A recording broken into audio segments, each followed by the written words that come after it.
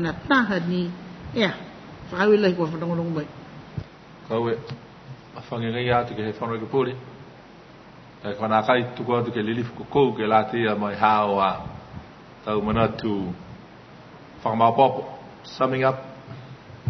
Thank you for the lady from Malofi North. With her comments, I agree fully, and I think it's a good cause, and it's something that we need to implement for next year's constitution, and there's plenty of time to do it. And I ask that members support it because it is part of our culture, and we can only benefit by more people doing craft work and helping the tourists, selling it to the tourists, which will increase the revenue for the families around Nui. Thank you, Mr. Speaker. Koe kupurenga fitu whailaua, kua tuku ai ke he whilianga he whono e ke pure, koe talia poke nā kai, ko rautoru ne talia, whamare mōre si tuku hake taurima, ko rautoru ne talia, whamare mōre tuku hake taurima.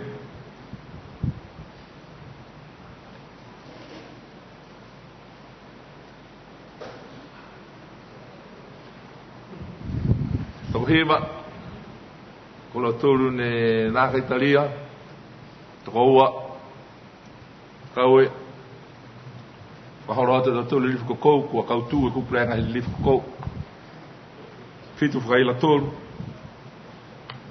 Mr. Speaker, I'll leave this next one because I believe the Lady Minister is looking at medical insurance, and I'll leave it till next year to bring it back to the House. Thank you. Kaue, talia he pakat whunu whono, haka mena nā kai la tuku mai a gilata he whono e ke pūre. Liwa ki tō tuku mai he tautau, he tau ue awhi mo e hongo whumataha.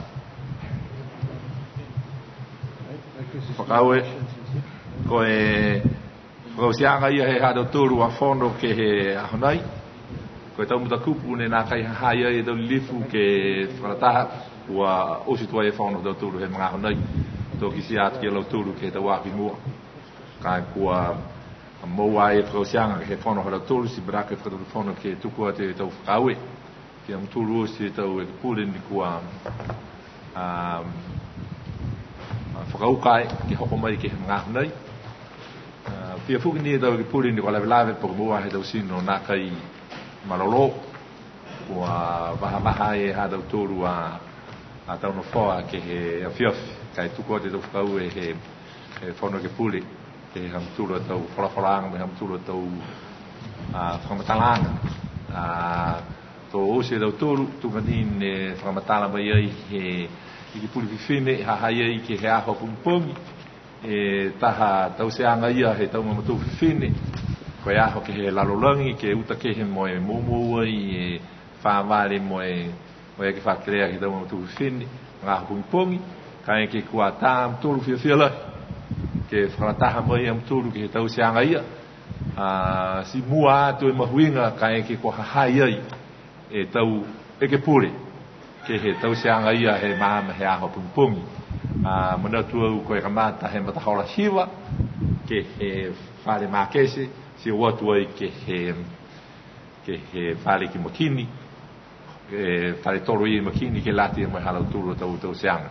Si ama manaki whakalaki ke hoko mai am tōru kai ke kua la kai lawe am tōru ke whakalataha ai moe lang matai e tau seanga ia e tau mamatu whine e lata mai maha me hea pum. Pihia whalu manatu ke whakausiosia ki hādau tōru whanoanga whakaue ke he tatangata ko whanongonongo mai e molo tūre tangata ngā hua ko whakautoka ai ke hoko mai ke he mga hunai.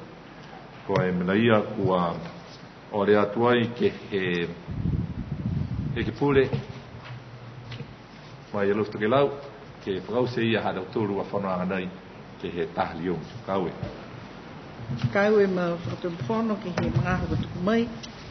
Ha koe whono nei hadau tōru mo e tau ama manakianga ke he tau ahoi mua. Manatu au ke tuku atu e hako tau manatu whakamanuina. Whakakisimasi ke he hadau tōru a whanoanga nei. Hakua ni ngā nā kai nofo ke whono ka hau. A koe tau whenonga ke tau marolo sino me tau whenonga whakamanga whao ke mutu ko New Zealand. Ka menea ni olia tau mai ki au ke tau hau a koe tau manat. Te whono ni rifu ha tau tolu. Le nia tau iki pure me tau rifu e ke pure osi. A te tūra whakatonu whono me hawa mga whao. Pihia ke tau whisanga hua he whare nei. Ke he tau whahinga hua osi he whakatonu whono. Mai ham tūra tau whakawanga. Ke hā kua maanga, whakahere kua luftu ke lau, ka mata mai he tau toi tupuna, mata kau taki maanga me tau mga whaua halau tūru, tau lotu ke he kehe ne kua haia e tau whakapatopotoanga liongi he maanga. Mo e tau mata kau he tau mamatua whiwhine, tau fuata, e kalesia katoa toa. Tau tangata he motu nei a niu e whikai kua whanongonongo mai. Whine me tāma, me tau tangata o si mua atu he tau tupuna. Kia whakamunuina he atua e hātau tōru, a tau mga aho fia, puka tau aho fia, a koe haere mai anga he hāna tāma, ke lalolangi. Kia munuina a tau turuosi, kia munuina me hao e hātau tōru a tau o whanoanga. I lunga he funga kere, puka i lunga he pūlangi. Kia whakamunuina he atua a tau turuosi. Ma niu e whikai, e moato ke hākua manga.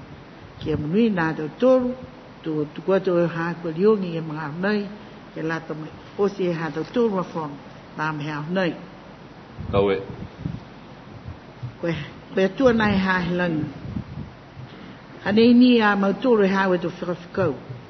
Ni whiwhiri e koe, ke eka matau mutu wanga hau, ke eke a mautūra ma tau tangata ko ngahua whakamori ke ha mautūra tau ngahua. Ha koe ha mautūra manako ke lang matai, ke ha mautūra kautū koe motu nei ko niwe whikai mātua nai. Nā kai mai ke ha ngahua ha mautūra ka noa mo koe. Nā kai mai ke ha mautūra tau purenga ka noa mo koe.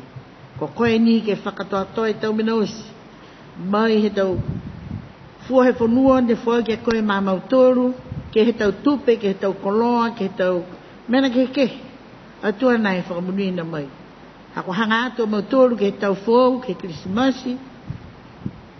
Mo e amana ke mautoro ke whakamana tuai. E aho te whanau e hawa tama. Amana ke mautoro ke fia a mautoro me hao mitaki mātua nai. Fua ki tau malolo sino ke ha mautoro a tau tangata. Ke he whono e ke pule nei. Lau tōru katoa he niu whare nei. Kia lau tōru e tō whahinga hua. Ke tau tangata osi he motua niu e whikau. Tau toi tupuna, tau whanau, tau fuata. Hia ke hākua maanga kua luftu ke lau. Tau tupuna, ko lau tōru ke tau whakapatopotoanga riongi ke he kehe kua haia. Tau fuata, tau mamatua whiwhine me tau whanau. Atua nai, whakamunu ina osi a mauturu ke hawa lilifu. Hākua anganga tapu hau. Nenga hua ngalo, he la lolangi nei. Ke mai ke e tau mina osi ha mauturu. Pui mai, fua ki mai e tau munuina. Fua ki mai e tau munuina ma mauturu katoa. Nā kai ni mua lau turu kua awhe manga he hala. Ke tau mga whonga kua hai e tau loto mamoko. Pihia ni ke ha mauturu tau niwe. Totangata niwe ne kono nofu ke tau mutuke. Taha ni e munuina mai ki nai ke fua ki mai e koe. Kua pihia e tau ole, kua ole whakatokolalo ke mga ahu nei. Whakamangalo mai e ha mauturu tau wanga hala. Nei loa e mauturu nā kai ko mauturu ki tō tangata tututonu he no nofu he lalo langi nei. Ka koe toto he tamahau ko Yesu Keriso, wa whakamea e ha mauturu tau wanga hala mātua nei.